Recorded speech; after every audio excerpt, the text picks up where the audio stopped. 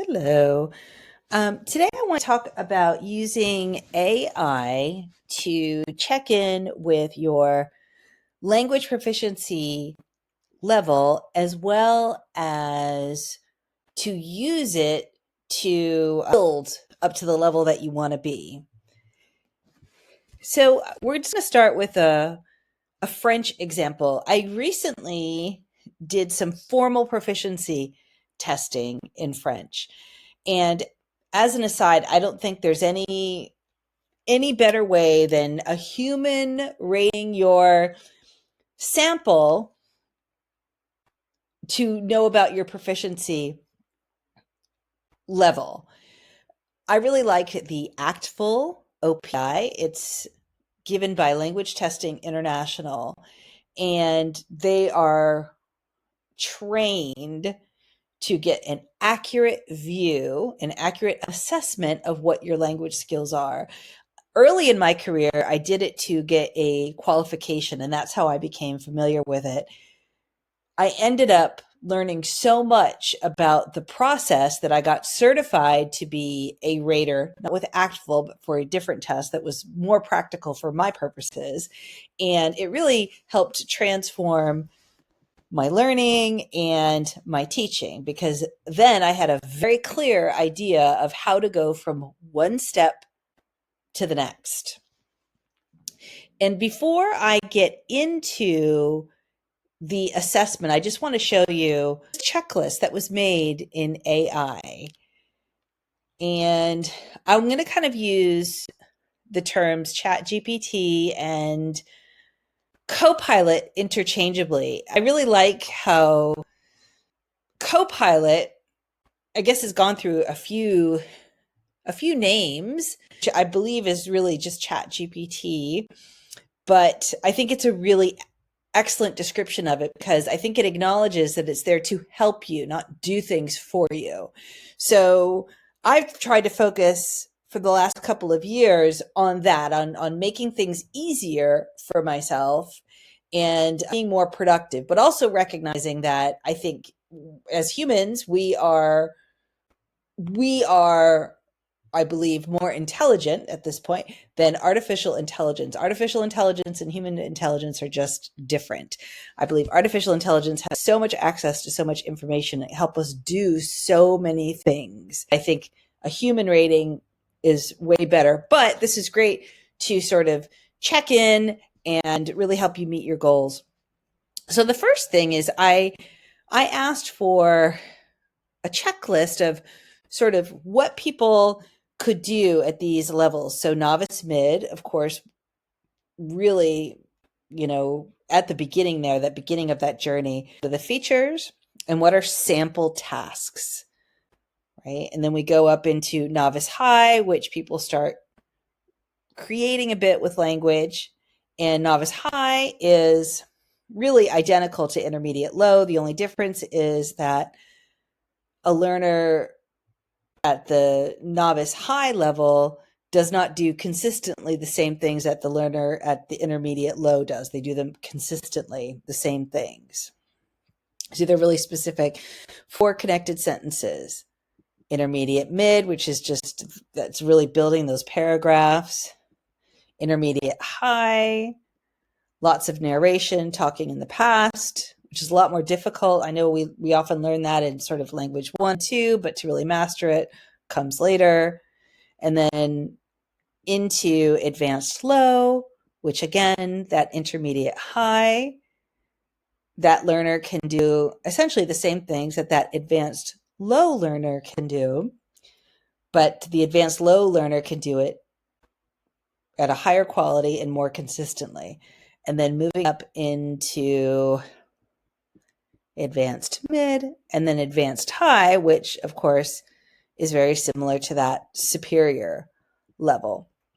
So when I was going to do my French test, I hadn't spoken French in a while, and I sort of was thinking about, okay, have I lost my skills? And I know from all of my experience, we don't lose those skills. If we built them, they're there. We just have to sort of reactivate them. And my life does not necessarily allow for a great routine of sort of maintaining languages on a regular basis. I'm just too busy. So there's a checklist. So when you think, I think it gives a really good idea of the kinds of things that a learner can do at these levels. And of course, in schools, most schools, we're dealing with these sort of lower levels, that novice and intermediate level. There's definitely some work in advanced, and certainly at some schools and some very advanced classes, there are native speakers that are in that advanced level, but a lot of schools tend to work in those sort of novice and intermediate levels, just to give you some context. So what I decided to do was I picked where I thought I was. And I recorded some tasks. And I have a transcription app. It's called Cockatoo. You have to pay every month, but for my purposes, for making resources and materials and writing, it's well worth it. It's AI transcription, and it does it in different languages.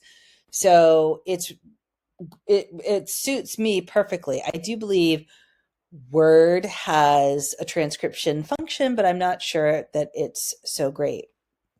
So what I decided to do was take my recorded responses, I just did them on voice memos, and transcribe my responses. And I put them in Chat GPT. And here's how it went. I took my transcripts and I put them in Chat GPT, and I said, okay, evaluate my language proficiency. And I made a point of telling them that, and I think this is important if you choose to do the same, tell them that those are transcripts of your spoken responses. A sample of writing is likely going to have a lot more polish than a sort of off the cuff speaking, right? It's not going to have the pauses and the ums and that sort of thing that we do when we speak. So that's important. So please remember that. So I put it in there, and they told me I was intermediate high. So what I discovered when I first started sort of playing around with this, a tool a couple of years ago to evaluate language proficiency, is that the margin of error seems to be about 1. And the reason I know that is from taking samples that had already been scored. So there's plenty of them out on the internet, but specifically I decided to go ahead and use AP World Language samples. They have transcriptions of test takers, and they have a score already. So putting the rubric and the sample in there, asking for an evaluation, an assessment, and it was the margin of error was 1. So it was often exactly what College Board, whoever scored their test, the test takers, whoever did that, gave them the same one as ChatGPT, or it was 1 off. So that tells me that's no different than humans. So if a group of humans, College Board, for example, are grading, there's often 2 graders will get 2 different results, and they get a third person to help them. So that's a margin of error of 1 is absolutely acceptable. So what I decided to do was then I took my test and I got advanced low. So it seems that it was consistently, that's within that 1 margin of error. I right now am working on, I'm going to test my Spanish and see where my Spanish is. I'm not sure when I'll get around to doing that, but hopefully soon. So I created a workbook, and so you can do this yourself. It's got novice, intermediate, and advanced level tasks. You can use them in any language, and check your own language proficiency. Do the task, transcribe it, ask for a rating, let it give you corrections. It's really great about listing out specific things to enhance it, and connectors in specific. It was really helpful to me. And then practice again, and keep doing it until you are solidly in that level. So I'll link to the workbook below if you want to check it out.